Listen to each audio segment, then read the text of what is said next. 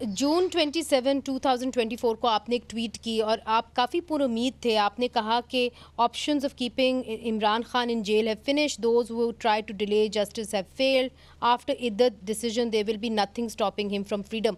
आप इमरान खान साहब के कुछ केसेस करते रहे हैं, लोग बार बार ये कह रहे हैं कि बुशरा बीबी को तो रिहाई हो गई, हालांकि तोशा खाना केस में उनका भी नाम था। तो इसकी क्या वजह है कि खान साहब की नहीं हो रही? क्या बुशरा बीबी की जो रिहाई है वो एक डील का हिस्सा है, जैसे कि बार बार फैसल वाउडा साहब कहते हैं? जी, पहला आपके दूसरे सवाल का जवाब दे दूं, डील का हिस्सा नहीं है। मेरा ख्याल है उनके इमरान खान साहब को तो पता भी नहीं था कि वो उनकी ये बेल एप्लीकेशन की बहस हो रही है, और उनका जब ऑर्डर आया उस वक्त भी नहीं उनको पता था। लेकिन उनकी जो रिहाई है वो एक्चुअली मेरिट्स पे है, और मेरिट्स पे उनकी रिहाई बिल्कुल बनती थी, क्योंकि उनके खिलाफ केसेस जो थे वो बिल्कुल बेबुनियाद थे, उनमें कोई सच नहीं था।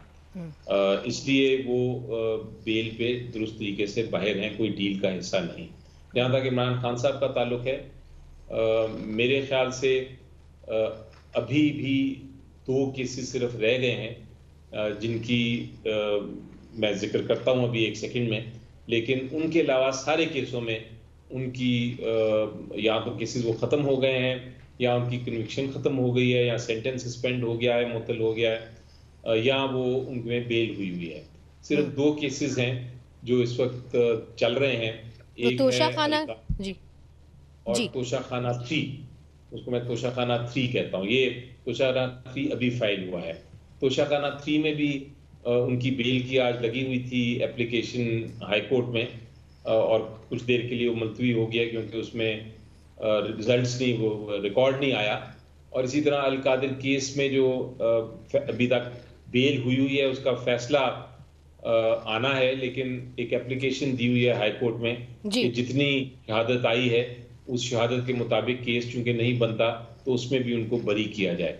उसकी जी भी आज समाप्ति थी उस केस की, और वो भी कुछ देर के लिए डिले हुआ है।